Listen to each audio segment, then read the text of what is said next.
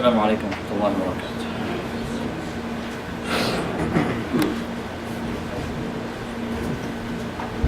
بسم اللہ الرحمن الرحیم،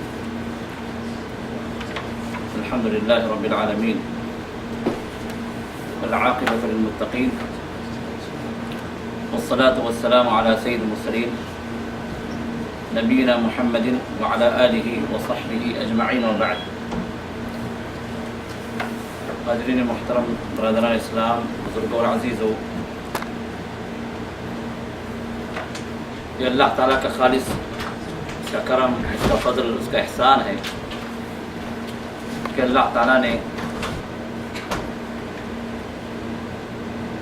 ہم جیسے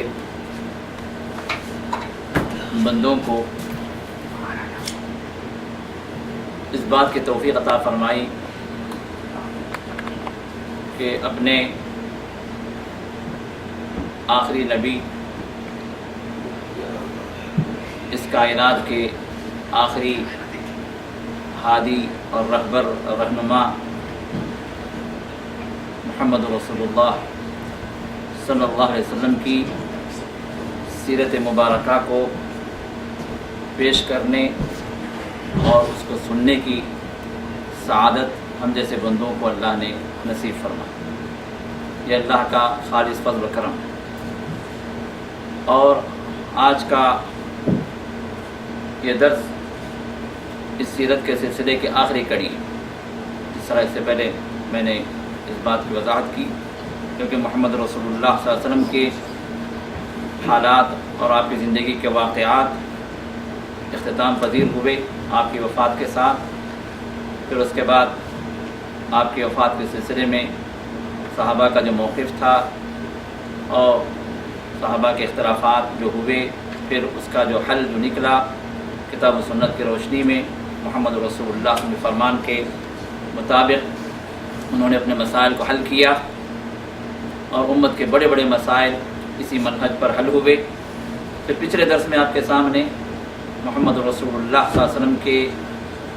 خاندان کے افراد کے سلسلے میں اور خصوصی طور پر ازواج مطہرات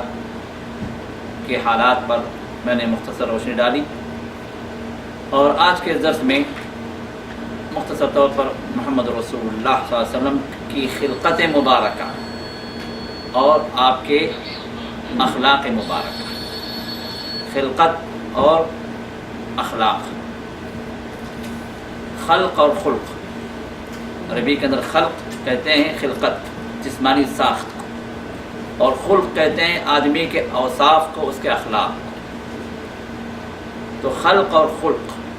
جو محمد رسول اللہ صلی اللہ علیہ وسلم کی زندگی کے ساتھ آپ کے اوصاف جو رہے، اور پھر آپ کا جو حلیہ مبارکہ جو تھا، آپ کی جسمانی جو ساخت اور بناوٹ اللہ نے جو بنائی تھی، تو اس سلسلے میں مختصر سی روشنی آج کے درس میں ڈالنا چاہتا ہوں، تاکہ ہمارے ذہنوں میں یہ بات رہے کہ محمد رسول اللہ صلی اللہ علیہ وسلم مبارکہ کیسے تھا۔ کیونکہ رسول اللہ صلی اللہ علیہ وسلم ہمارے لیے زندگی کے ہر اسپیکٹ آف لائف کے اندر ہمارے رہنما ہیں،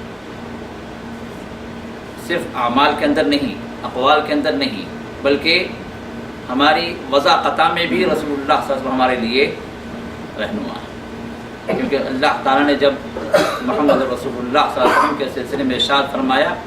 تو اللہ نے مطلقاً یہ فرمان اللہ نے جاری فرمایا، لقد کان لکم فی رسول اللہ اسوۃ حسنہ، تمہارے لیے محمد رسول اللہ صلی اللہ علیہ وسلم میں بہترین نمونہ۔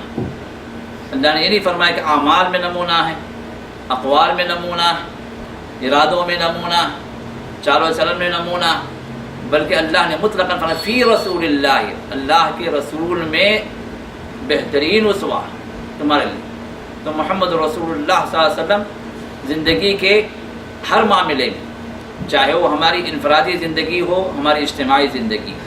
ہماری خانگی زندگی ہو، اور یا ہماری جو باہر کی زندگی ہو، رات والی زندگی ہو، دن والی زندگی ہو، کسی بھی شعبہ حیات سے متعلق ہو، کسی بھی عمر سے متعلق ہو، کسی بھی سیکس سے متعلق ہوں،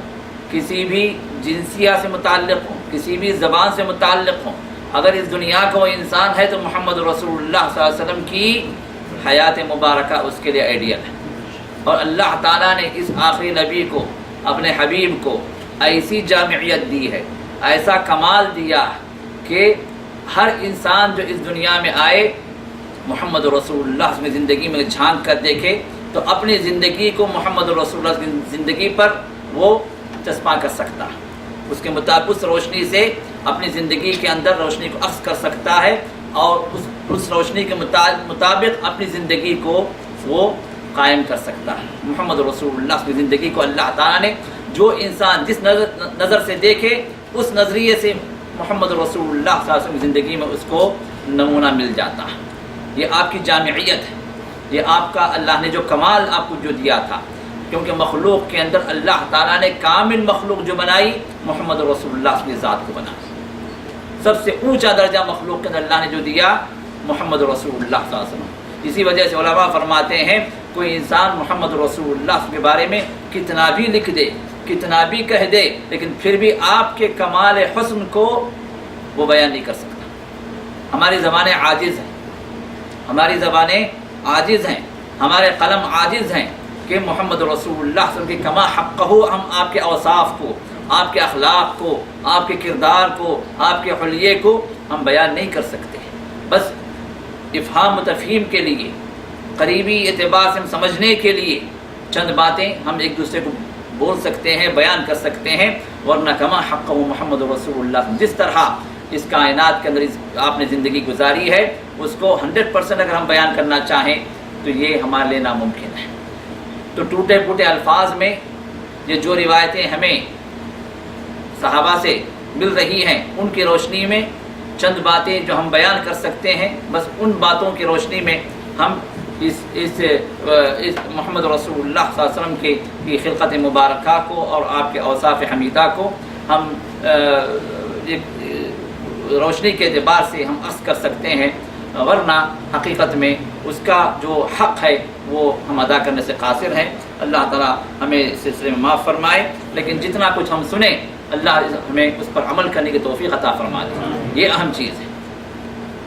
تھوڑا بھی سنیں لیکن اگر اس پر عمل انسان کا اگر ہو جائے تو پھر یہ منہج صحابہ کا منہج یہی تھا کہ جو چیز انہیں حاصل ہو گئی، جس کی معلومات انہیں مل گئی، اس پر وہ عمل کے لیے فکر مند رہتے تھے۔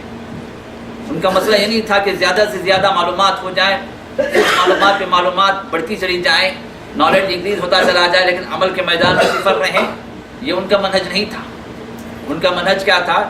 کہ جو چیز انہیں حاصل ہو گئی اس پر وہ کاربند ہو گئی۔ یہی فرق ہے۔ اللہ نے ان کی فضیلت جو بڑھا دی یہ ان کے اس منہج کی وجہ سے۔ محمد رسول اللہ صلی اللہ علیہ وسلم کے ساتھ ان کی اطاعت والا مسئلہ ایسا تھا کہ جہاں انہیں رسول اللہ صلی اللہ علیہ وسلم سے بات مل گئی، اب ان کا دوسرا جو سٹیپ جو تھا اس پر عمل۔ اسی وجہ سے عبداللہ بن عمر رضی اللہ عنہ ارشاد فرماتے ہیں کہ سورہ بقرہ کو ہم نے 8 سال میں سیکھا۔ ہم 8 گھنٹے میں قرآن پڑھ دیتے ہیں، صرف سورہ بقرہ کو 8 سال لگے سیکھنے کے لیے۔ تو ان کے شاگردوں نے پوچھا کہ 8 سال اتنا عرصہ کیسے لگ گیا؟ فرمایا کہ ہم ایک آیت سیکھتے تھے تو اس پر عمل کرتے تھے، علم اور عمل ساتھ ساتھ چل رہا، تو اسی وجہ سے اس کے اختتام تک ہم نے اتنا عرصہ لگا۔ اور ہمارا مسئلہ یہ ہے کہ صرف علم کے حد تک الحمدللہ وہ بھی اللہ نے اس کو توفیق دی، ورنہ اس سے بھی تو امت کا ایک بہت بڑا طبقہ اس علم سے بھی دور ہے، جہالت کی زندگی گزار رہا ہے۔ اور اس سے بھی بڑا المیہ یہ ہے، اس سے بھی بڑی مصیبت یہ ہے کہ اسی جہالت کو وہ لوگ اسلام سمجھے بیٹھے ہیں، اسی شرک کو توحید سمجھے بیٹھے ہیں، انہی غلط عقائد کو، انہی فاسد عقائد کو گلے سے لگائے ہوئے اسلام سمجھ کے چل رہے ہیں۔ اور اس سے بھی اور بڑا مسئلہ یہ ہے کہ ان غلط عقائد کو چھوڑنے کے لیے تیار نہیں۔ اگر آپ بتلائیں تو آپ کو جو ہے کافر، آپ کو مشرک، آپ کو وہابی، آپ کو فنا، آپ کو لیبل پہ لیبل چسپاں کرتے چلے جائیں گے، لیکن اپنے موقف کو چھوڑنے کے لیے تیار نہیں۔ یہ مصیبتوں پر مصیبتیں اس امت کی۔ بہرحال اللہ نے ہمیں توفیق دی ہے کہ اس علمی مجلس کے اس سلسلے میں ہمیں شرکت کی، اللہ نے سعادت دی۔ اب ضرورت اس بات کی ہے ہم عمل کے میدان میں بھی ہم آگے بڑھیں، صرف سنائی باتوں کو صرف اپنی سننے کے حد تک اپنی زندگی کے اندر نہ رکھیں، بلکہ عمل کے میدان میں اس کو لے آئیں اور عمل کے لیے ارادے کریں اور اللہ کی توفیق مانگیں اس معاملے میں کہ اللہ توفیق دے عمل کی بھی، جس طرح سننے کے اللہ نے ہمیں توفیق دی، عمل کی بھی اللہ ہمیں توفیق دے دے، آمین یا رب العالمین۔ مختلف روایات کے اندر محمد رسول اللہ صلی اللہ علیہ وسلم کی خلقت مبارکہ نے آپ کا حلیہ مبارکہ صحابہ نے بیان کیا ہے۔ 2 جامع حدیثیں ہیں، ذرا اس کو میں آپ کے سامنے رکھ دیتا ہوں تاکہ اس میں رسول اللہ صلی اللہ علیہ وسلم کی جسم مبارک کا یا آپ کی ظاہری جو شکل جو تھی اس کا تقریباً خاکہ ان 2 حدیثوں کے اندر آ گیا ہے۔ پہلی حدیث وہ حدیث ہے جو ہجرت کے موقع پر محمد رسول اللہ صلی اللہ علیہ وسلم اپنے جو رفقا جو تھے ابو بکر صدیق یار غار، پھر ان کے ساتھ جو ہے اور عامر بن فہیرہ جو قافلہ جو چل رہا تھا مدینہ کی طرف، تو اس سفر میں رسول اللہ صلی اللہ علیہ وسلم ایک خیمے میں پہنچتے ہیں۔ وہاں ایک عورت اس وقت موجود رہتی ہے، ان کے شوہر کہیں باہر گئے ہوئے ہوتے ہیں، ان کا نام ذکر کیا گیا ام معبد الخزاعیہ، قبیلہ خزاعہ کی وہ عورت وہاں پر اپنا خیمہ گاڑے ہوئے رہتی ہے، اور اس کا مقصد یہ ہوتا ہے کہ راہ چلتے ہوئے مسافروں کو پانی پلائیں یا ان کی ضرورت کو، ان کی حاجت کو پورا کریں، ان کی مدد کریں۔ تو محمد رسول اللہ صلی اللہ علیہ وسلم بھی اپنے ساتھیوں کے ساتھ اس مقام پر پہنچتے ہیں اور وہاں تھوڑی دیر ٹہرتے ہیں، اپنی ضرورت کو پورا کرتے ہیں، پھر وہاں سے آگے چلتے ہیں۔ تو اس عورت کے شوہر جب واپس آتے ہیں تو اس عورت نے بڑی فصیح و بلیغ زبان میں اور بڑے ہی جامع انداز سے محمد رسول اللہ صلی اللہ علیہ وسلم کے حلیہ مبارکہ کو پیش کر دی۔ تو اس کا جو بیان کرنے کا جو انداز ہے، محمد رسول اللہ صلی اللہ علیہ وسلم کی بہت سارے اوصاف کو، ظاہری اوصاف کو اس نے سمیٹ لیا۔ تو وہ یہ حدیث جامع حدیث ہے جو محمد رسول اللہ صلی اللہ علیہ وسلم کے حلیہ مبارکہ کو پیش کرتی ہے، اور عمومی طور پر سیرت کی تمام کتابوں کے اندر یہ حدیث آپ کو ملے گی، جس میں وہ کہتی ہیں کہ رسول اللہ صلی اللہ علیہ وسلم کا چہرہ انور جو تھا اور آپ کا حلیہ مبارکہ جو تھا، اس نے جو نقشہ جو کھینچا وہ ان الفاظ میں کہ چمکتا رنگ، تابناک چہرہ، خوبصورت ساخت یعنی آپ کی بناوٹ، نہ توندلے پن کا عیب یعنی پیٹ نہیں تھا آپ کو، نہ گنجے پن کی خامی یعنی بال مکمل تھے، جمال جہاں تاب کے ساتھ ڈھلا ہوا پیکر، سرمگی آنکھیں یعنی آپ کی آنکھیں آپ سرما نہ بھی لگائیں تو ایسے لگتی تھیں کہ سرما لگائے ہوئے، سرمگی آنکھیں، لمبی پلکیں، بھاری آواز، لمبی گردن، سفید و سیاہ آنکھیں، باریک اور باہم ملے ہوئے آبرو، یہ جو ہے جو آئی بروز جو ہیں یہ باریک تھے اور یہ دونوں ملے ہوئے رسول اللہ صلی اللہ علیہ وسلم کے، چمکدار کالے بال، خاموش ہوں تو باوقار، گفتگو کریں تو پرکشش، دور سے دیکھنے میں سب سے تابناک و پرجمال، قریب سے سب سے خوبصورت اور شیریں، گفتگو میں چاشنی، جب آپ بیان کرتے تھے تو ایسا لگتا تھا کہ گویا موتی جھڑ رہے ہیں، اور دوسرے صحابہ نے اس کی بھی وضاحت کی، بات واضح اور دو ٹوک یعنی بالکل پوائنٹ ٹو پوائنٹ، نہ مختصر نہ فضول لفاظی نہیں، اور نہ اتنی مختصر کہ بات نہ سمجھ میں آئے، بالکل واضح انداز ایسا کہ گویا لڑی سے موتی جھڑ رہے ہیں، قد آپ کا درمیانہ، نہ ناٹا کہ نگاہ میں نہ جچے، نہ لمبا کہ ناگوار لگے، بالکل میانہ قد، ایک دم چھوٹے قد کے بھی نہیں، ایک دم بالکل اونچے بھی نہیں کہ لوگ اس طرح دیکھیں۔ رفقا آپ کے گرد حلقہ بنائے ہوئے، کچھ فرمائیں تو توجہ سے سنتے ہیں، کوئی حکم دیں تو لپک کر بجا لاتے ہیں، مطاع و مکرم یعنی آپ کی بات مانی جاتی ہے، اور آپ بڑے عزت والے، نہ ترش رو نہ لغو گو یعنی نہ آپ کی بات میں سختی ہوتی ہے، نہ جو ہے آپ بیکار کی باتیں کرتے، ضرورت کی بات آپ کرتے، جو لفظ بھی نکلتا وہ بامعنی ہوتا، بالکل واضح انداز۔ تو یہ مختصر سی باتیں محمد رسول اللہ صلی اللہ علیہ وسلم کی چند ساعتیں آپ جو وہاں پر ٹھہرے رہے، معبد نے جو اسلام لے آئیں وہ بھی بعد میں، تو انہوں نے رسول اللہ صلی اللہ علیہ وسلم کے اوصاف کو ذکر کیا۔ اور دوسری وہ حدیث جس میں رسول اللہ صلی اللہ علیہ وسلم کے اور اوصاف ذکر کیے گئے، وہ ہیں علی رضی اللہ عنہ نے بیان فرمایا۔ علی رضی اللہ عنہ رسول اللہ صلی اللہ علیہ وسلم کے چچازاد بھائی،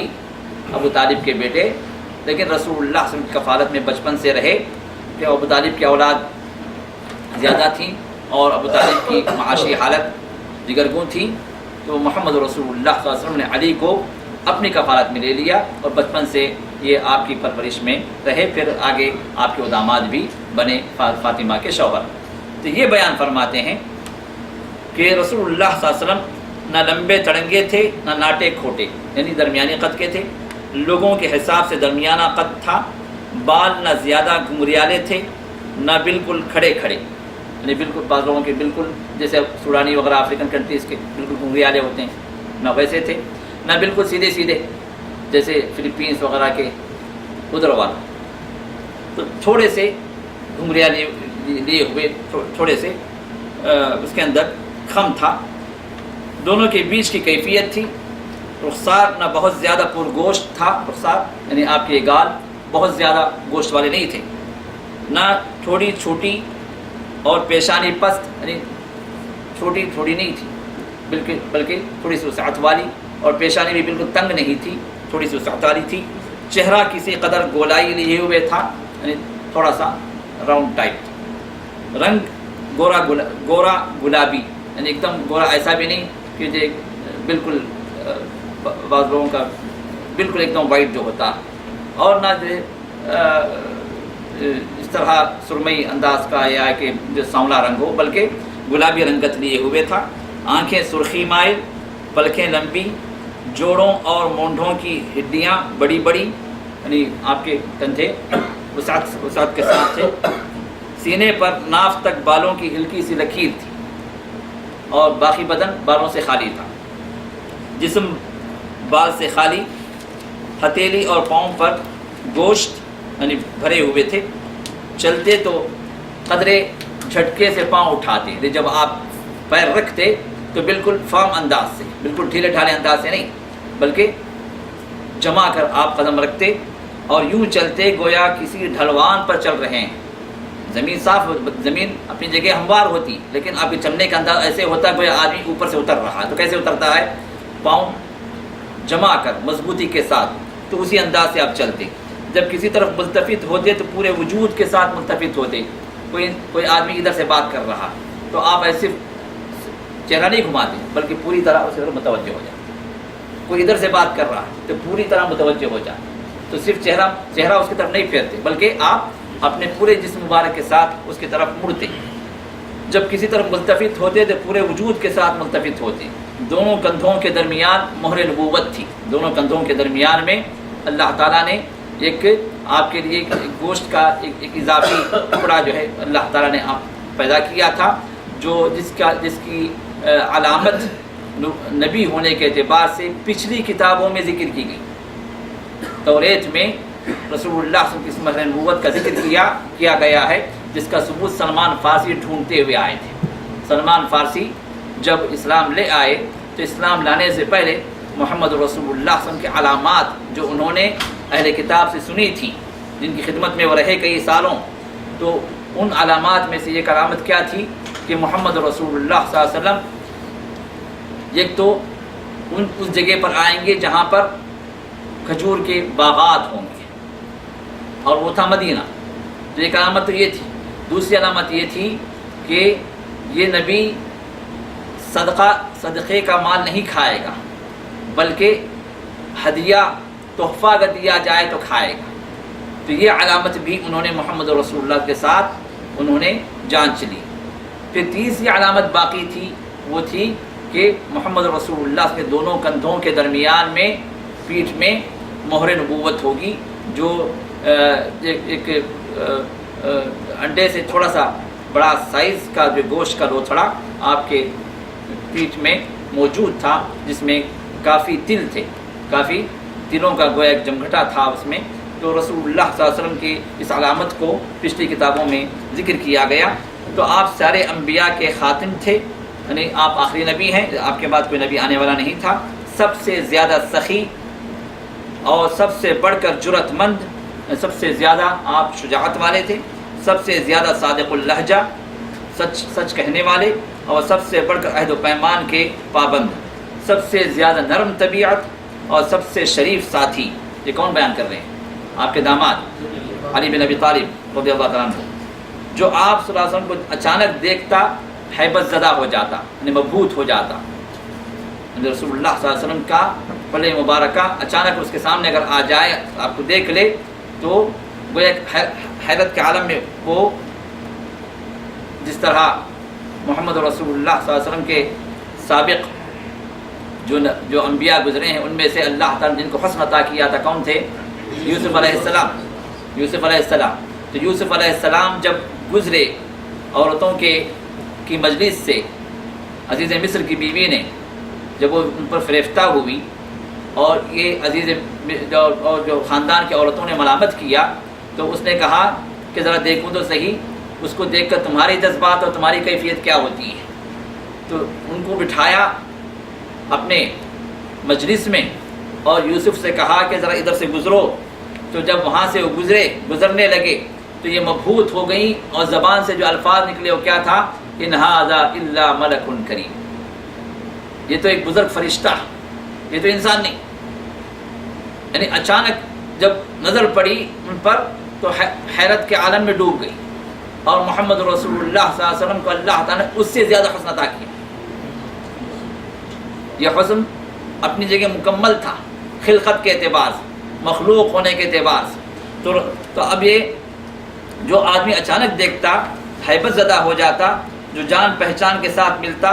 آپ کو سب سے زیادہ محبوب رکھتا۔ آپ کا وصف بیان کرنے والا یہی آخر میں کہتے ہیں، علی کہتے ہیں، آپ کا وصف بیان کرنے والا یہی کہہ سکتا ہے کہ میں نے آپ صلی اللہ علیہ وسلم سے پہلے اور آپ کے بعد آپ جیسا کسی کو نہیں دیکھا۔ نہ آپ سے پہلے کوئی اس طرح اس حسن کے ساتھ پیدا ہوا، نہ آپ کے بعد کوئی اس حسن کے ساتھ، اس خلقت کے ساتھ پیدا ہوا۔ جابر بن سمرہ رضی اللہ عنہ ارشاد فرماتے ہیں کہ رسول اللہ کا دہانہ کشادہ تھا، یعنی منہ جو ہے آپ کا یہ تھوڑا سا وسیع تھا، آنکھیں ہلکی سرخی لیے ہوئے اور ایڑیاں باریک تھی۔ انس بن مالک ارشاد فرماتے ہیں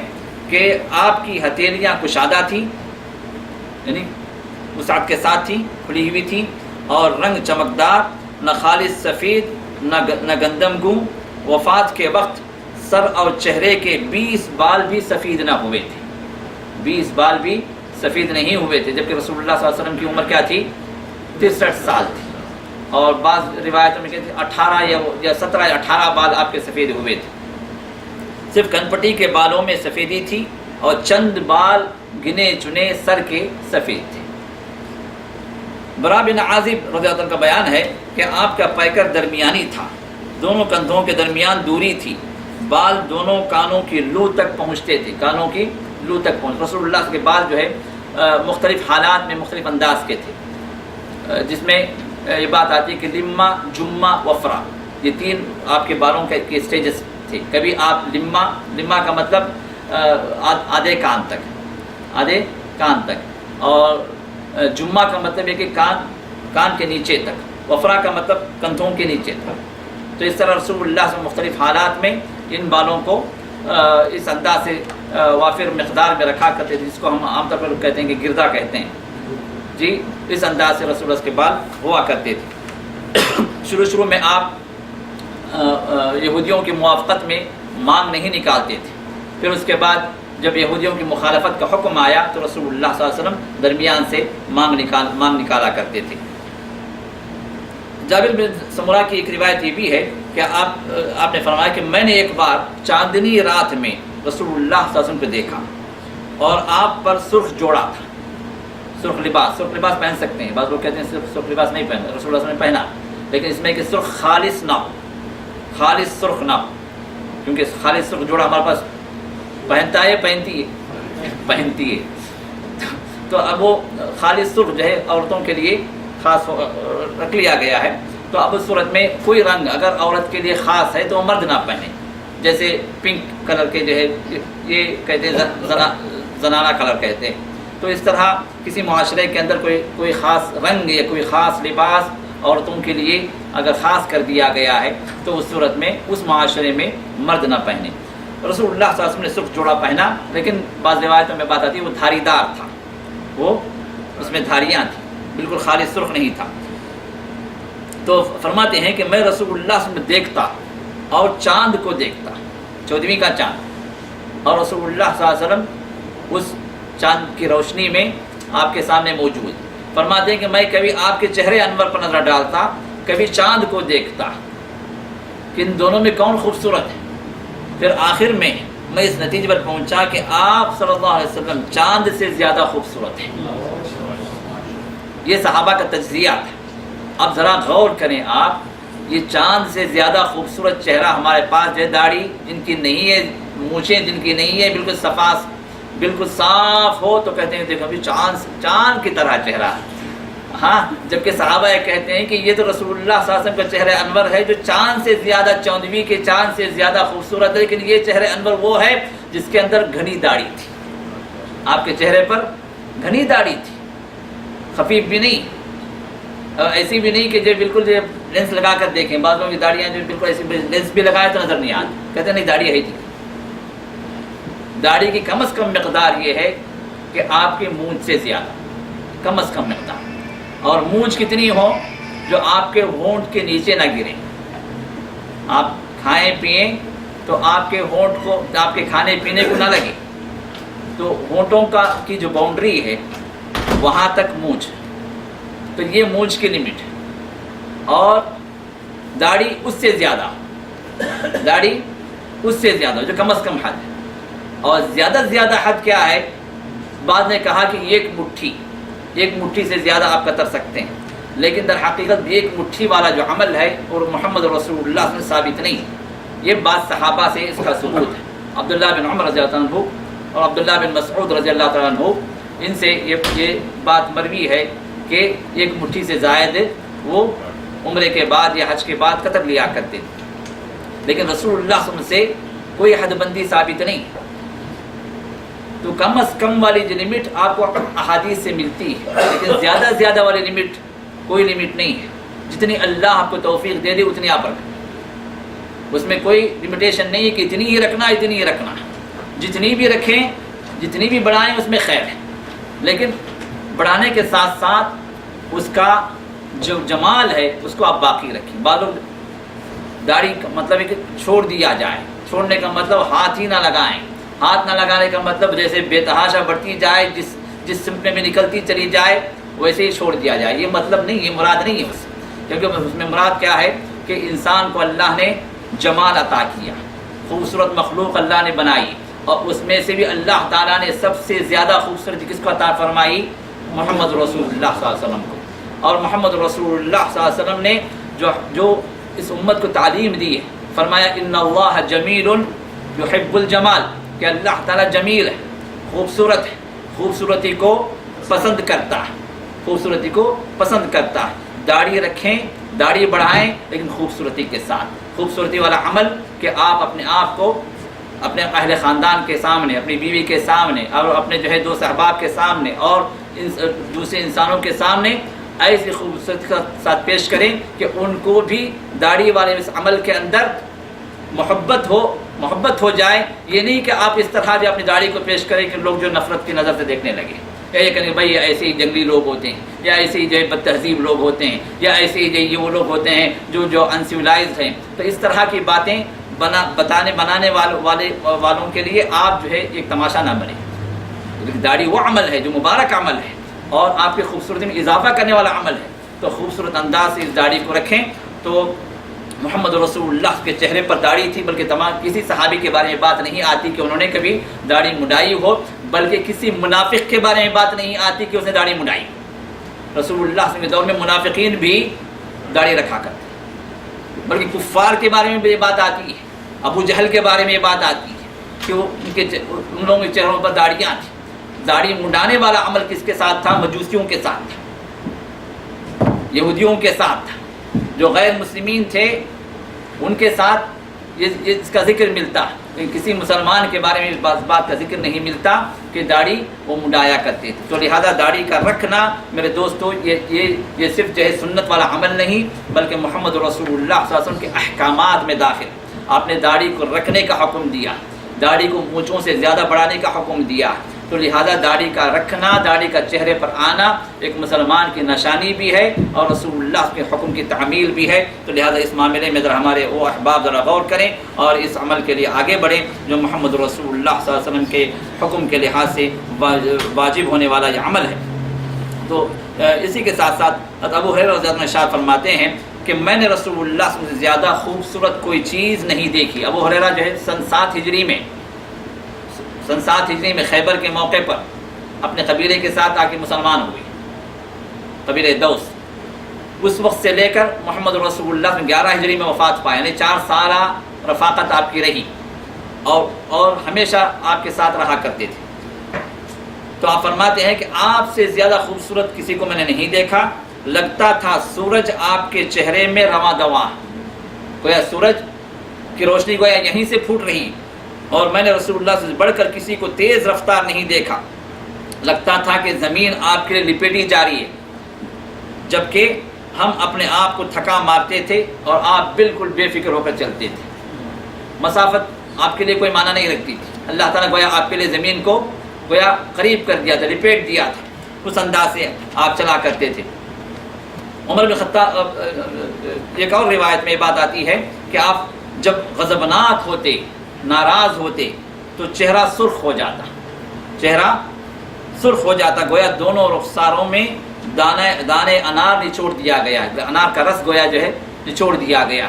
سرخ ہو جاتا، کیونکہ رسول اللہ پہلے سے گلابی رنگت کے تھے۔ جب آپ غصہ ہوتے تو آپ کے رخسار ایک دم انگارے کی طرح دہکنے لگتے، اور رسول اللہ کبھی اپنی ذات کے لیے غصہ نہیں ہوئے۔ یہ ہے دیکھنے کی بات، آپ جب بھی غصہ ہوئے اللہ کی خاطر، اللہ کے دین کے لیے، اللہ کے احکام کی پامالی، اللہ کی حرمتوں کی پامالی جہاں ہوئی آپ غصہ ہوئے۔ جب آپ غضبناک ہوتے تو چہرہ سرخ ہو جاتا، اور جابر بن سمرہ فرماتے ہیں کہ آپ کی پنڈلیاں قدرے پتلی تھیں، آپ صلی اللہ علیہ وسلم جب ہنستے تو صرف تبسم فرماتے، صرف مسکراتے، ٹہکانے لگاتے، جیسے لوگ جب ہنستے ہیں تو بالکل ٹھٹے مار کر جو ہنستے ہیں، قہقہے لگاتے ہیں، تو اس طرح رسول اللہ صلی اللہ علیہ وسلم نہیں کرتے، بلکہ صرف آپ مسکراتے، تبسم فرماتے۔ تم دیکھتے تو کہتے کہ آپ نے آنکھوں میں سرما لگا رکھا ہے، حالانکہ سرما نہ لگا ہوتا۔ عمر فرماتے ہیں کہ آپ کے دانت سب سے زیادہ خوبصورت تھے۔ اب ابن عباس ارشاد فرماتے ہیں کہ آپ کے آگے کے دونوں دانت الگ الگ تھے، یا یہ سامنے والے دانت جو ہے یہ الگ الگ نظر آتے تھے، گویا دو موتیاں۔ جب آپ صلی اللہ علیہ وسلم گفتگو فرماتے تو ان دانتوں کے درمیان سے نور جیسا نکلتا دکھائی دیتا، گویا نور پھوٹ رہا، ایک روشنی آ رہی جو درمیان سے جو گیپ جو ہوتی، جو دونوں دانتوں کے درمیان میں جو گیپ تھی۔ تو انس رضی اللہ عنہ کی یہ روایت ہے کہ آپ فرماتے ہیں کہ میں نے کوئی حریر و دیبا نہیں چھویا، یعنی ریشم نرم ہوتا نا، تو ریشم کے کپڑے کو میں نے چھوا ہے، ہاتھ میں لیا ہے، لیکن ریشم جتنا نرم تھا رسول اللہ کی ہتھیلی سے وہ زیادہ نرم نہیں تھا۔ جبکہ رسول اللہ صلی اللہ علیہ وسلم یہ نہیں کہ کہیں آپ صرف بیٹھے بیٹھے اپنی زندگی گزار دی، آپ نے اپنی زندگی میں 19 سے 20 غزوات آپ نے کیے، جس میں آپ نے کمانڈنگ آپ نے کی ہے، آپ کمانڈر رہے ہیں، اور اس کے علاوہ بھی جو ہے اور بہت سارے موقعوں پر جو ہے آپ نے ہتھیار اٹھائے، لیکن یہ جفا کی زندگی کے باوجود بھی آپ کا معجزہ کیا تھا کہ آپ کا ہاتھ ریشم سے یا نرم تھا،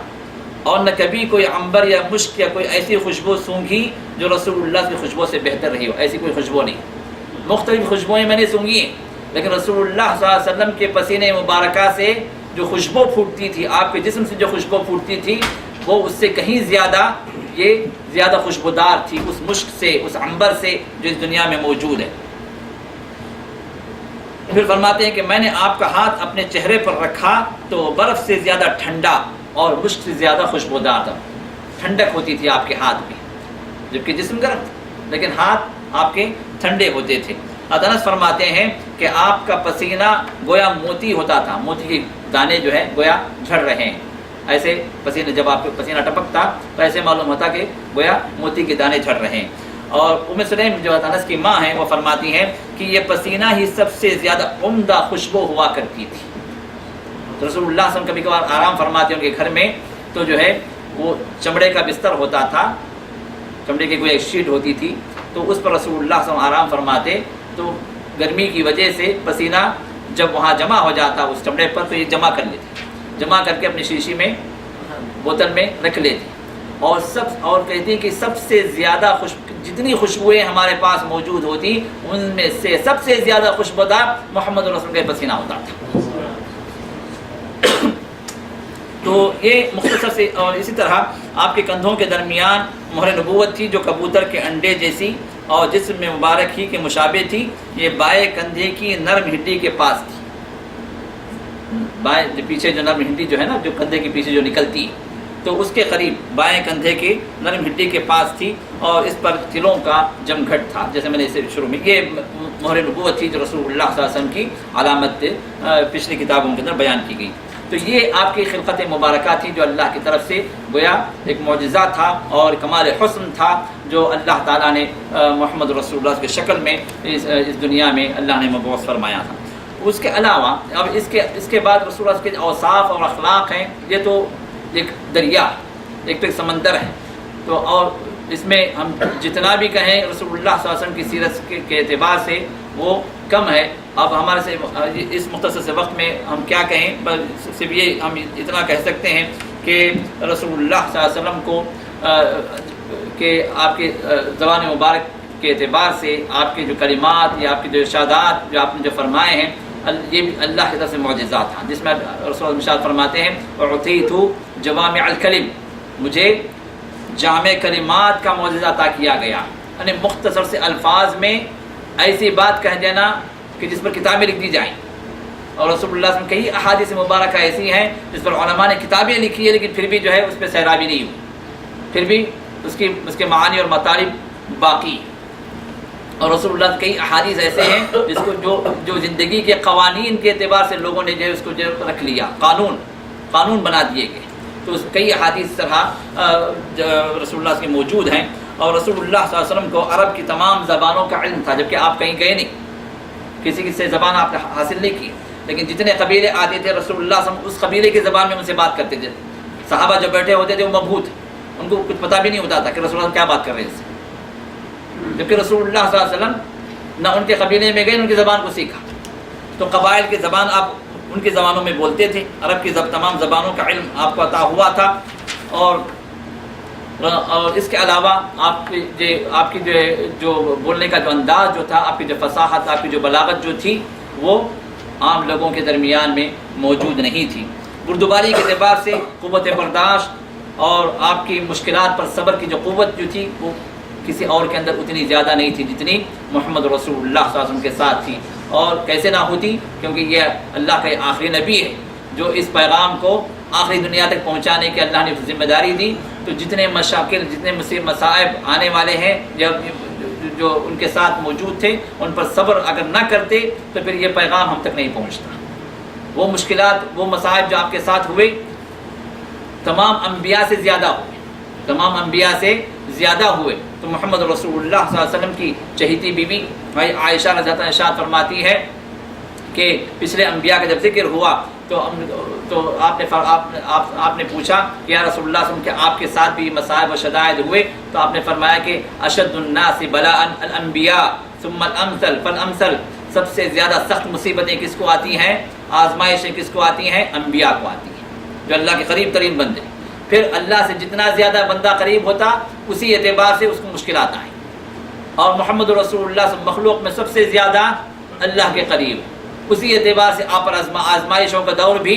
اسی اعتبار سے سب سے زیادہ آپ پر آیا۔ لیکن تمام میں آپ بڑے ہی بردباری کے ساتھ اور صبر و سکون کے ساتھ آپ نے ان مصائب کو آپ نے برداشت کیا۔ میں عائشہ رضی اللہ عنہا فرماتی ہیں کہ رسول اللہ صلی اللہ علیہ وسلم کو جب دو کاموں کے درمیان اختیار دیا جاتا تو آپ وہی کام اختیار فرماتے جو آسان ہوتا، جب تک کہ وہ گناہ کا کام نہ ہو۔ یہ امت کو آپ نے تعلیم دی۔ کوئی دو مسئلے آ گئے تو دو مسئلوں کے درمیان میں آپ کس کو اختیار کریں؟ جس کے اندر آسانی ہو۔ شرط کیا ہے؟ گناہ کا نہ ہو، اللہ کی نافرمانی نہ ہو، جو جائز کام ہے ان میں سے جو آسان ہے اس کو اختیار کریں۔ اگر گناہ کا کام ہوتا تو آپ سب سے بڑھ کر اس سے دور رہنے والے بنتے۔ آپ نے کبھی اپنے نفس کے لیے انتقام نہ لیا، البتہ اگر اللہ کی حرمت چاک کی جاتی تو آپ اللہ کے لیے انتقام لینے کے لیے کھڑے ہو جاتے۔ تو غیظ و غضب ہمیشہ آپ جو کیے ہیں اللہ کے لیے کیے، اپنے نفس کے لیے یا اپنی انا کے لیے آپ نے کبھی انتقام یا غیظ و غضب کا معاملہ آپ نے نہیں کیا۔ جود و کرم آپ کا خاص وصف تھا، جود و کرم، ایسا جود، ایسا کرم، ایسی سخاوت کبھی نہیں دیکھی گئی۔ محمد رسول اللہ صلی اللہ علیہ وسلم بڑے ہی سخی تھے، بڑے ہی فیاض تھے، جو جود و سخا کا آپ پیکر تھے، اور سخاوت آپ کی خاص طور پر رمضان میں بڑھ جاتی، رمضان میں اور زیادہ ہو جاتی، جیسا کوئی ایک تیز تند ہوا چل رہی ہو، آندھی جیسا طوفان چل رہا ہو، ویسے آپ کی سخاوت ہوتی تھی ہر طرف اور ہر اعتبار سے۔ تو قرآن کا دور بھی آپ جبریل کے ساتھ کیا کرتے، اور سخاوت جو تیز ہوا سے زیادہ آپ اس معاملے میں پیش ہوتے۔ اور جابر فرماتے ہیں کبھی ایسا نہ ہوا کہ آپ سے کوئی چیز مانگی گئی ہو اور آپ نے اس کو دینے سے انکار کر دیا۔ یہاں تک کہ ایک صحابی رسول اللہ صلی اللہ علیہ وسلم کے پاس پھٹی ہوئی چادر ہے، تو ایک صحابی اپنی اہلیہ سے کہتے ہیں کہ رسول اللہ کے پاس کوئی ایسی چادر نہیں ہے کہ آپ جو ہے اپنے تن کو ڈھانپ سکیں، ذرا ایک چادر جو ہے تم بنا دو۔ تو بڑی مشکلوں سے چادر بنتی، وہ خود بھی معاش کے حالات کے مارے ہوئے، بڑی مشکلوں سے چادر جو ہے بنائی گئی۔ پھر آپ نے اس چادر کو رسول اللہ صلی اللہ علیہ وسلم کو تحفہ دیا کہ یا رسول اللہ صلی اللہ علیہ وسلم آپ کے لیے ہم نے انتظام کیا۔ رسول اللہ صلی اللہ علیہ وسلم تحفے کو قبول کر لیا۔ آپ حاجت مند تھے، آپ کے پاس کوئی چادر ایسے ڈھنگ کی نہیں تھی کہ جس سے آپ کے بدن کو آپ ڈھانپ سکیں، آپ نے اوڑھ لیا۔ جیسے ہی اوڑھا، ایک اور صحابی جو تنگ دست جو تھے انہوں نے کہا کہ ماشاء اللہ یا رسول اللہ صلی اللہ علیہ وسلم آپ پر تو بڑی جچ رہی ہے، یہ بڑی خوبصورت چادر ہے، آپ مجھے دے دیجیے۔ دوسرے صحابہ ناراض ہوئے، لیکن رسول اللہ صلی اللہ علیہ وسلم سے انہوں نے مانگ لیا۔ اب رسول اللہ صلی اللہ علیہ وسلم یہ نہیں فرمایا کہ بھائی میرے پاس نہیں ہے، مجھے یہی ایک ہے، بلکہ آپ کے تن سے آپ نے اس چادر کو جدا کیا، اس بندے کو دے دیا۔ اب دوسرے صحابہ ان کو ڈانٹنے لگے، کہا کہ بھائی تم کو معلوم ہے رسول اللہ صلی اللہ علیہ وسلم کی حالت کیا تھی، آپ کے پاس چادر نہیں تھی، تو اس وجہ سے اس بندے نے، اس صحابی نے چادر پیش کی، تم نے اس کو مانگ لیا۔ کہا کہ آپ کی بات تو صحیح ہے، لیکن یہ وہ چادر ہے جس سے محمد رسول اللہ صلی اللہ علیہ وسلم کا جسم مبارک مس ہو چکا، لگ چکا، آپ کے جسم مبارک سے یہ چادر مس ہو گئی، لگ گئی ہے، وہ برکت اس میں حاصل ہو گئی، اور میں یہ چاہتا ہوں کہ وہ چادر میرا کفن بنے۔ اللہ، دیکھیے محبت کی عجیب نمونے تھے، ایسے نمونے اس کائنات میں پھر ملنے والے نہیں۔ تو یہ وہ محبتیں تھیں ان کے درمیان میں۔ تو محمد رسول اللہ صلی اللہ علیہ وسلم ایسے سخی تھے کہ اپنی ہر چیز جو ہے آپ مانگنے والے کو دینے کے تیار ہو جاتے۔ بلکہ یہ بات بھی آتی ہے کہ صحابہ غیر مسلموں کے درمیان میں، غیر مسلموں صرف صحابہ نہیں جو اسلام قبول نہیں کیے، ان کے درمیان میں یہ بات مشہور تھی کہ بھائی جاؤ محمد کے پاس، وہ اتنا عطا کرتے ہیں کہ تمہارا پورا خاندان ہی نہیں بلکہ آنے والی تمہاری نسل بھی کبھی غریب نہیں ہوگی، اتنا دیتے ہیں۔ یہ ان لوگوں کا نظریہ تھا، ان لوگوں کی باتیں تھیں جو ابھی ایمان نہیں لائے۔ تو محمد رسول کی سخاوت اتنی زیادہ اور مشہور تھی، اور شجاعت کے اعتبار سے صحابہ میں سب سے زیادہ آپ شجاع تھے، جبکہ صحابہ میں دلیر سے دلیر بھی تھے، بہادر سے بہادر بھی تھے، لیکن ان تمام کی بہادری اس پر غالب محمد رسول کی بہادری تھی، آپ کی شجاعت تھی۔ خود صحابہ اس کی گواہی دیتے ہیں۔ ایک مرتبہ انس فرماتے ہیں، ایک مرتبہ اہل مدینہ کے لیے خطرہ محسوس ہوا، کوئی بڑی زوردار آواز آئی تو صحابہ گھبرا گئے، پتہ نہیں جو ہے دشمن نے حملہ کر دیا، یہ کیا ہے؟ تو لوگ آواز کی طرف لپکنے لگے، اس طرف جانے لگے، دوڑنے لگے، تو دیکھا کہ محمد رسول اللہ صلی اللہ علیہ وسلم وہاں سے آ رہے ہیں۔ اس آواز جہاں سے آواز آئی تھی، جہاں سے دشمن کا خطرہ محسوس ہوا تھا، اس طرف سے محمد رسول اللہ تشریف لا رہے ہیں، اور جو ہے لوگوں سے پہلے ہی وہ آواز کی جانب پہنچ چکے تھے، اور وہاں کا جائزہ لینے کے بعد رسول اللہ صلی اللہ علیہ وسلم واپس آ رہے ہیں، اور آپ ایک ننگے گھوڑے پر سوار تھے، گھوڑے پر جو ہے زین بھی نہیں تھی، آپ جیسے ہی آواز کو سنا گھوڑے پر ایسے اچھل کر بیٹھ گئے اور ایڑ لگا کر وہاں پر پہنچے، وہاں کے حالات کا جائزہ لیا، پھر لوگوں کو اطمینان دلانے کے لیے پھر سے واپس فوری طور پر واپس آئے۔ لوگ ابھی جا رہے ہیں اس طرف، لوگوں سے کہا کہ لوگوں ڈرو نہیں، واپس چلو، میں نے وہاں کا جائزہ میں لے چکا۔ تو یہ محمد رسول کی بہادری تھی۔ اس طرح جنگ حنین کے اندر حالت یہ تھی کہ اللہ تعالیٰ نے سبق سکھانے کے لیے، جنگ حنین وہ جنگ ہے جس میں سب سے زیادہ صحابہ جمع ہوئے تھے، 12,000 کا لشکر تھا جو کبھی جمع نہیں ہوا کفار کے مقابلے میں۔ اب اس میں بہت سارے مسلمانوں کو یہ غرہ آ گیا کہ ابھی تو جو ہماری طاقت بہت بڑھ گئی، لوگ بہت بڑھ گئے، ابھی ہمیں جو ہے شکست کہاں ہونے والی؟ جب 300 تھے تبھی ہم غالب ہو گئے، اللہ نے غالب کر دیا، اب کیسے اب ہمیں شکست ہوگی؟ تو شکست نہ ہونے کا غرہ جو ہے ان کے ذہن و دماغ میں آ گیا، اللہ کو یہ بات پسند نہیں آئی۔ 12,000 کا لشکر ہونے کے باوجود بھی، کثیر تعداد میں مسلمان ہونے کے باوجود بھی حالت یہ ہو گئی کہ ایسا موقع آیا کہ مسلمان بھاگنے لگے، شکست کے قریب حالت پہنچ گئی۔ میدان میں جو ڈٹے رہے، کفار کی جانب آگے بڑھے، وہ کم تھے؟ محمد رسول اللہ صلی اللہ علیہ وسلم اور آپ کے ساتھ گنے چنے چند صحابہ۔ رسول اللہ صلی اللہ علیہ وسلم اپنی سواری سے اتر گئے، تلوار ہاتھ میں لے لیا،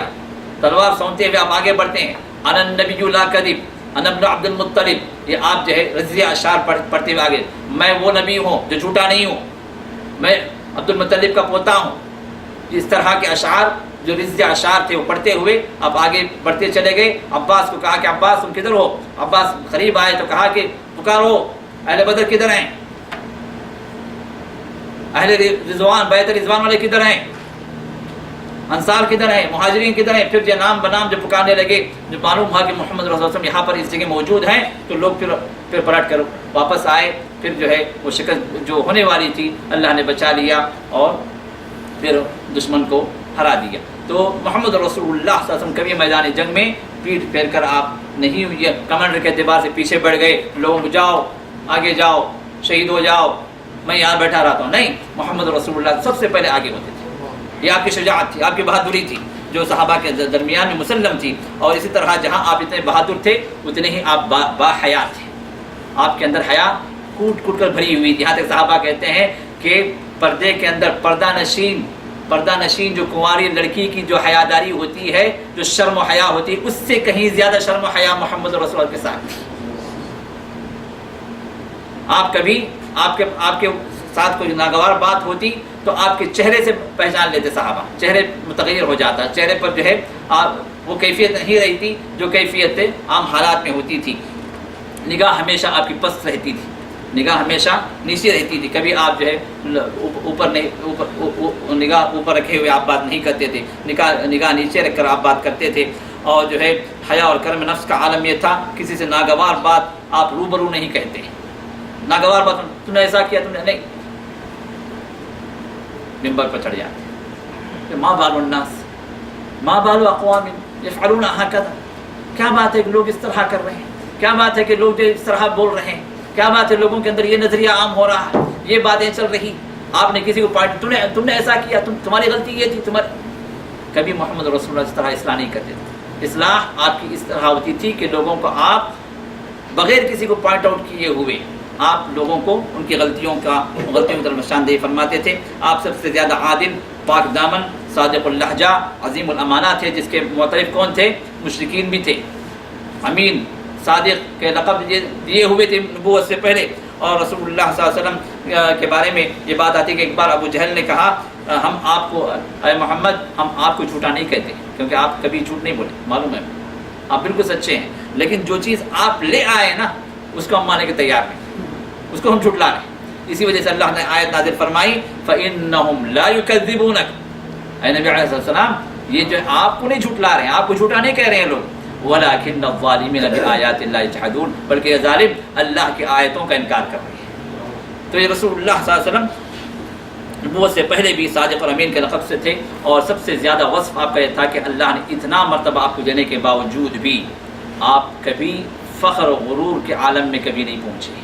بلکہ فخر و غرور تکبر آپ کو چھو کر بھی نہیں گزرا، یہاں تک کہ انبیاء علیہ السلام کے درمیان میں بھی تفاوت اللہ نے خود دیا۔ تلک الرسل فضلنا بعضهم على بعض، یہ وہ رسول ہیں جن کو اللہ تعالیٰ نے ایک دوسرے پر فضیلت دی ہے، اللہ نے خود ارشاد فرمایا۔ اس کے باوجود بھی ایک مرتبہ ایک یہودی اور ایک انصاری کے درمیان میں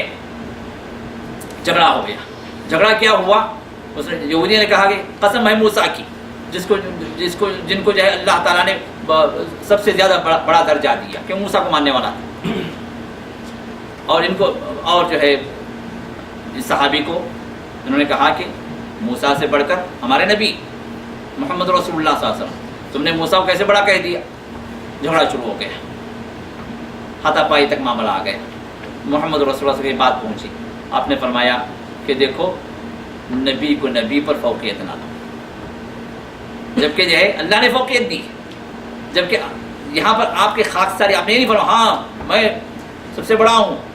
میں سردار الانبیاء ہوں، سید الانبیاء ہوں، میری حیثیت ہے،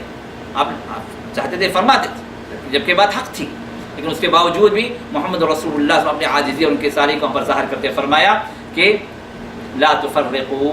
بین الانبیاء، انبیاء کے درمیان میں تفریق بازی نہ کرو، تفریق بازی نہ کرو جس کے ذریعے سے ایک نبی کو تم بڑھاؤ، ایک نبی کو تم گراؤ۔ یہاں تک کہ آپ نے فرمایا کہ یونس بن متہ کون ہے؟ جو اللہ تعالیٰ کی اللہ کے حکم کے آنے سے پہلے ہی اپنے قوم کو چھوڑ کے نکل گئے تھے، جس کی پاداش میں اللہ تعالیٰ نے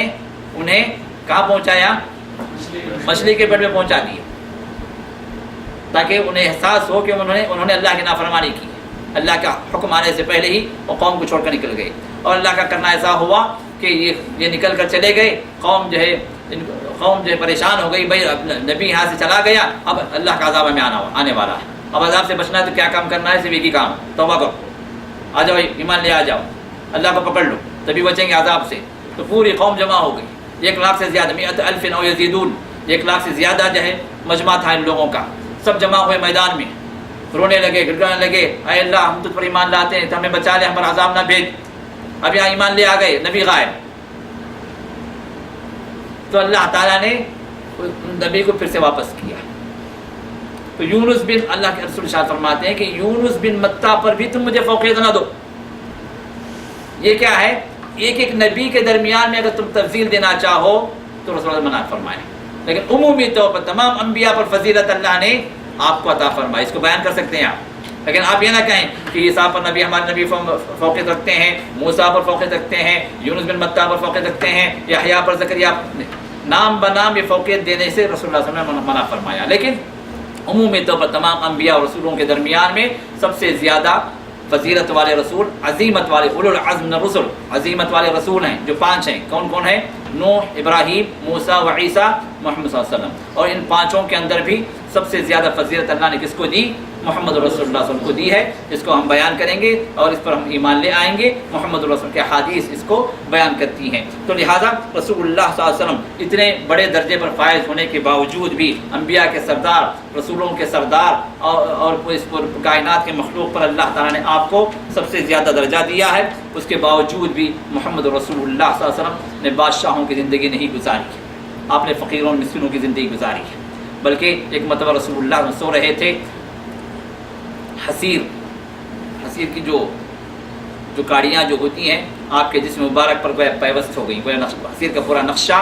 آپ کے جسم مبارک پر ایسے ہی ثبت ہو گیا۔ عمر نے دیکھا تو عمر کی آنکھوں سے آنسو نکلنے لگے۔ عمر نے فرمایا کہ یا رسول اللہ صلی اللہ علیہ وسلم، اس دنیا کے بادشاہ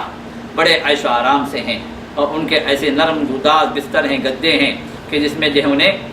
آرام ہی آرام ہے، اور آپ، اللہ نے آپ کو اتنا درجہ دینے کے باوجود بھی آپ ایسی حسیر پر اپنی زندگی بسر کر رہے ہیں، آپ اجازت دیں تو ہم جو کھجور کا ایک بستر آپ کے لیے بنا دیں۔ رسول اللہ صلی اللہ علیہ وسلم نے ارشاد فرمایا کہ نہیں، آپ نے فرمایا کہ میں یہ دعا کرتا ہوں کہ اے اللہ تو مجھے مسکینوں میں رکھ، مسکینوں میں میرا حشر کرا اور مسکینوں میں مجھے اٹھا۔ میں چاہتا ہوں کہ ایک دن مجھے پیٹ پر کھانا ملے اور میں اس کو کھاؤں، اللہ کا شکر گزار بندہ بنوں، اور ایک دن میں فاقہ کروں اور اس پر میں صبر کروں، اللہ کے ہاں صبر والا بندہ لکھا جاؤں۔ یہ محمد رسول اللہ صلی اللہ علیہ وسلم کی یہ سادگی تھی اور تکبر سے یہ دوری تھی، جو در حقیقت ہم جیسے لوگوں کے لیے تعلیم ہے، اس امت کو تعلیم ہے۔ رسول اللہ ماں عائشہ فرماتی ہیں کہ محمد رسول اللہ صلی اللہ علیہ وسلم آپ اپنے گھر کے اندر کام کاج خود کرتے تھے، اپنی بیویوں کا ہاتھ بٹاتے تھے، یہاں تک کہ آپ کا اپنا جوتا بھی ٹوٹ جائے تو وہ خود ہی آپ سیدھا کرتے تھے، جوتا ٹانگتے تھے۔ یہ کون ہے؟ شاہ مدینہ، سردار الانبیاء، لیکن اپنی حیثیت کو بالا طاق رکھ کر اپنی جو زندگی کی حاجتیں ہیں وہ خود ہی کرتے، بلکہ خادم بھی اگر ہوتا تو بعض موقعوں پر خادم کی بھی خدمت کرتے تھے، خادم بھی خدمت کرتے تھے، تاکہ وہ بھی ایک انسان ہے اور وہ بھی اس کے بھی اپنے حقوق ہیں۔ ایک بار رسول اللہ صلی اللہ علیہ وسلم سفر میں تھے، ایک بکری وہاں پر کاٹنے کا مشورہ ہوا تاکہ سفر کے جو ساتھی ہیں ان سب کے لیے وہ کھانے کا ان کا انتظام ہو جائے۔ ایک نے کہا کہ ذبح کرنا میرا کام ہے، دوسرے نے کہا کھال اتارنا میری ذمہ داری ہے، تیسرے نے کہا کہ پکانا میرا ذمہ ہے۔ رسول اللہ سے فرمایا کہ میرا بھی ذمہ ہے۔ کہا کہ یا رسول اللہ کا کیا ذمہ؟ لکڑیاں جمع کر، تم لوگ یہ کام کرو، میں جا کے لکڑیاں جمع کر کے آتا ہوں۔ لوگوں نے کہا کہ یا رسول اللہ صلی اللہ علیہ وسلم ہم موجود ہیں، ہم کر لیتے ہیں، آپ کیوں تکلیف کر؟ آپ نے فرمایا کہ نہیں، میں جانتا ہوں کہ تم لوگ میرا کام کر دو گے، لیکن میں پسند نہیں کرتا کہ میں تم پر امتیاز حاصل کروں، کیونکہ اللہ اپنے بندے کی حرکت ناپسند کرتا ہے کہ وہ اپنے آپ کو اپنے رفقا میں ممتاز سمجھے۔ اس کے بعد آپ نے اٹھ کر خود لکڑیاں جمع فرمائی اور ان کو ملا کر دی، اور یہی وہ اخلاق و عادات تھے جو محمد رسول اللہ کے اصحاب پر فوقیت لے کر گئے۔ ان اخلاق و اوصاف کی وجہ سے صحابہ اپنی زندگیوں سے زیادہ اس نبی کو چاہنے لگے، اپنے بیوی بچوں سے زیادہ چاہنے لگے۔ یہ اخلاق، اور یہی وہ اخلاق تھے جو دوسروں پر اثر انداز ہوئے، اور آپ کا خاندان، آپ کا قبیلہ، بلکہ آپ کی پوری قوم آپ کے اخلاق سے متاثر ہو کے ایمان لے آئی۔ فتح مکہ پر کیا ہوا؟ فتح مکہ کیسے فتح ہوا؟ مکہ کیسے فتح ہوا؟ آپ کے اخلاق سے فتح ہوا، تلوار سے نہیں۔ جو لوگ کہتے ہیں کہ جب اسلام تلوار سے پھیلا، میں نے اس سے پہلے بھی ذکر کیا، سیرت کا جب ہم نے مطالعہ کیا تو اس وقت میں نے اس بات کا ذکر کیا کہ محمد رسول اللہ صلی اللہ علیہ وسلم اس پورے عرب پر جو غالب ہوئے، ذرا بتائیں کہ کتنے ہزار لوگوں کو آپ نے خون کیا؟ مکہ کتنے لوگوں کے گردنوں کو کاٹ کر مکہ فتح ہوا؟ ایک بھی نہیں، کسی ایک کے ساتھ بھی جنگ نہیں ہوئی، جنگ والا معاملہ نہیں ہوا، لوگوں نے ہتھیار خود ڈالے۔ رسول اللہ صلی اللہ علیہ وسلم کے اخلاق حمیدہ سے متاثر ہو کر، اور آپ نے اس اخلاق کو ایسے ثابت کیا کہ پوری کائنات کے اندر، پوری انسانی تاریخ کے اندر اس اخلاق حمیدہ کا حامل کوئی اور سردار آپ کو نظر نہیں آئے گا۔ وہ قوم جو 13 سال تک آپ کو تکلیف دیتی رہی، آپ کے قتل کے در پہ رہی، اس قوم پر آپ جو غلبہ پا رہے ہیں، تو اس قوم کی ایک ایک فرد کو آپ نے نام بنام آزادی دی، نام بنام معافی دی، بلکہ قوم کا جو سردار ابو سفیان، اس کے گھر میں جو پناہ لینے والا جو دشمن تھا، اس کے گھر میں جو پناہ لینے والا تھا، اس کو بھی آپ نے معافی دی۔ اور قوم یہ امید کر رہی تھی کہ ابھی یہ حکم جاری ہوگا کہ ہماری گردنیں کاٹ دی جائیں، ہمارے سر تن سے جدا کر دیے جائیں، یہ حکم جاری ہونے والا، یہ پوری امید تھی انہیں۔ لیکن رسول اللہ صلی اللہ علیہ وسلم نے جو فرمان جاری کیا، کیا فرمایا؟ اذهبوا انتم الطلقاء، جاؤ، آزاد ہو تم لوگ، جہاں چاہے چلے۔ چاہے تو مجبور کر سکتے تھے کہ اسلام لے آؤ ورنہ گردن اڑا دی جائے۔ یہ اسلام تلوار سے پھیلنے والا مسئلہ، اسلام کا تلوار سے پھیلتا تو رسول اللہ سے فرماتے کہ ابھی تم جو مجبور ہو، زندگی چاہتے ہو اسلام قبول کرو، نہیں چاہتے ہو گردن اڑا دی جائے گی۔ یہ صورتحال مسلمانوں کے ساتھ پیش آئی۔ اسپین میں کیا ہوا، رشیا میں کیا ہوا، اور پھر یہ کروسیڈ جو جنگیں جو جاری ہوئی تھی، جہاں جہاں بھی ان عیسائیوں نے غلبہ پایا، مسلمانوں کو تہس و نحس کر دیا، یا تو عیسائی بنایا یا پھر اس سرزمین سے ان کا خاتمہ کیا۔ یہ مثالیں ان کے ساتھ ملتی ہیں، لیکن اللہ گواہ ہے اور مسلمانوں کی پوری تاریخ گواہ ہے کہ کسی بھی مرحلے پر مسلمان جہاں بھی فاتح بنے وہاں پر کسی عیسائی کو یا کسی غیر مسلم کو پکڑ کر زبردستی انہوں نے مسلمان نہیں بنایا، بلکہ اسلام نے ہمیشہ آزادی دی ہے، اور اسی آزادی کو ہر فاتح مسلمان نے پیش کیا کہ تم آزاد ہو، چاہے تو اسلام قبول کرو، چاہے تو اپنے مذہب پر رہتے ہوئے عدل و انصاف کی زندگی تم گزار سکتے ہو، یہ اسلام ہے۔ لیکن برا ہوا ہم مسلمانوں کا کہ ہم نے نہ اسلام کی تاریخ کو ہم نے پڑھا، نہ اسلام کے اوصاف کو ہم نے لوگوں کے سامنے پیش کیا، جس کی وجہ سے آج اسلام دشمن جو میڈیا ہے وہ مسلمانوں کے خلاف اسی طرح کے پروپیگنڈے انہوں نے جاری کیے کہ اسلام ایک دہشت گرد مذہب ہے، اسلام جو ہے وہ تشدد پسند جو ہے دین ہے، یا محمد رسول اللہ صلی اللہ علیہ وسلم یہ دہشت گرد تھے نعوذ باللہ، یہ اس طرح جو انہوں نے جو خونی تعلیمات دی ہیں، یہ سب جو ہے وہ ہیں جو میڈیا کے الفاظ ہیں، اور یہ پروپیگنڈا ان کا جو ہے حقیقی اسلام سے اور محمد رسول اللہ صلی اللہ علیہ وسلم کی اس رحیمانہ زندگی اور کریمانہ زندگی سے یہ دوریاں ہیں جو در حقیقت ہم نے ان کو نہیں بتلائیں، جس کی وجہ سے یہ لوگ جو چاہے یہ بکواس کرتے ہیں۔ ضرورت اس بات کی ہے کہ ہم اس سیرت کا مطالعہ کریں، محمد رسول اللہ صلی اللہ علیہ وسلم کی اوصاف حمیدہ کو ہم خود بھی اپنے زندگی کے اندر لے آئیں، اور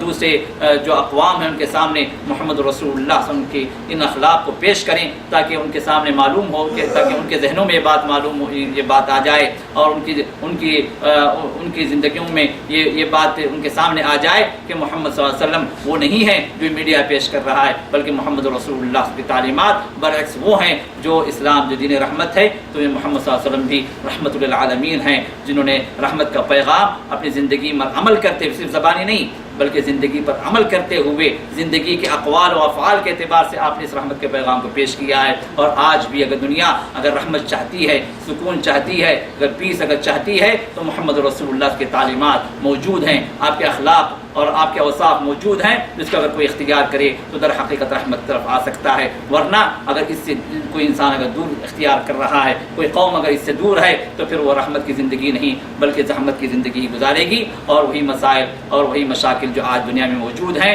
وہ ان کے ساتھ رہیں گے۔ تو آج کی دنیا کے لیے واحد حل محمد رسول اللہ کی زندگی اور آپ کی سیرت ہے۔ اگر کامیابی اگر انسان کو چاہیے، سکون اطمینان اگر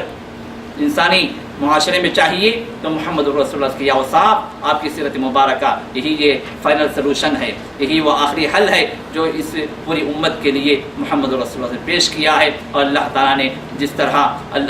اپنی کتاب کی اللہ نے حفاظت کی ہے، محمد رسول اللہ کی سیرت کی بھی اللہ نے حفاظت فرمائی ہے، اور صحیح احادیث کے ذریعے سے پوری سیرت مبارکہ موجود ہے، محفوظ ہے، جو چاہے اس سے اپنے لیے سبق حاصل کرے۔ اور اس میں سے پہلے نمبر پر ہم مسلمان وہ ہیں جو رسول اللہ کی سیرت سے سبق حاصل کرتے ہوئے اپنی زندگی کو سنوارنا چاہیے۔ اللہ سے دعا ہے کہ اللہ تعالیٰ ہمیں اس سیرت مبارکہ کے دروس کا جو سلسلہ جس میں ہم نے شرکت کی ہے، اس سے اللہ تعالیٰ کما حق ہو مستفید ہونے کی توفیق عطا فرمائے، اپنی زندگیوں کو سنوارنے کے اللہ ہمیں توفیق عطا فرمائے، اور اس مبارک سلسلے کو اللہ تعالیٰ ہمارے لیے ذریعہ نجات بنا دے، اور ہمارے لیے دنیا کے اندر عمل کرنے اور پھر محمد رسول اللہ کی صحبت میں جنت الفردوس میں جمع ہونے کے اللہ ہمیں سعادت نصیب فرما دے۔ وآخر دعوانا الحمدللہ رب العالمین۔ انشاءاللہ اگلا جو درس ہوگا رمضان سے پہلے آخری درس ہوگا، اور اس درس میں انشاءاللہ استقبال رمضان سے متعلق بات ہوگی کہ رمضان کے لیے ہم کیسے تیاری کریں۔ تو استقبال رمضان کے عنوان پر انشاءاللہ اگلا درس ہوگا۔ سیرت کا یہ سلسلہ یہاں سے اختتام پذیر ہے۔ اللہ تعالیٰ ہمارے جمع ہونے کو قبول فرمائے، اور جو کچھ ہمیں سنا ہے اللہ تعالیٰ ہمارے لیے میزان حسنات میں جمع کر دے، اور اللہ تعالیٰ ہمیں اس کے مطابق عمل کرنے کی توفیق عطا فرمائے، اور محمد رسول اللہ کی محبت اللہ ہماری زندگی کے اندر ہمارے دلوں کے اندر جاگزین فرما دے، اور جس طرح یہاں جمع فرمایا اس سے بہتر انداز سے جنت الفردوس میں محمد رسول اللہ کے ساتھ اللہ ہم سب کو جمع فرمائے۔ وآخر دعوانا الحمدللہ رب العالمین۔ تو اگلے درس میں اور آپ کے دوست احباب کو لے کر آئیں انشاءاللہ۔ استقبال رمضان پر ہمارا پروگرام ہوگا، کیونکہ ہارا کا پروگرام ہمارا انشاءاللہ رمضان کے شاید 6 یا 7 کچھ ہے، یعنی 26 ہے یا 28 ہے جی، آخری جمعرات کب آ رہی؟ 26 تو 26 کو انشاءاللہ، کیونکہ رمضان شروع ہو چکا تھا، رمضان کے تقریباً ایک اشرہ گزر چکا ہوتا ہے، تو وہاں پر احکام رمضان، احکام رمضان کے احکام اور مسائل پر انشاءاللہ وہاں پر تقریر ہو، وہاں پر درس ہوگا. لیکن انشاءاللہ اگلا جو درس ہوگا وہ رمضان کی تیاری ہم کیسے کریں، رمضان کا استقبال ہم کیسے کریں، اس پر انشاءاللہ یہاں پر اگلا اتوار انشاءاللہ ہم جمع ہوں. سبحان اللہ بحمدہ، سبحانک اللہم وبحمدک، نشہد ان لا الہ الا انت، نستغفرک.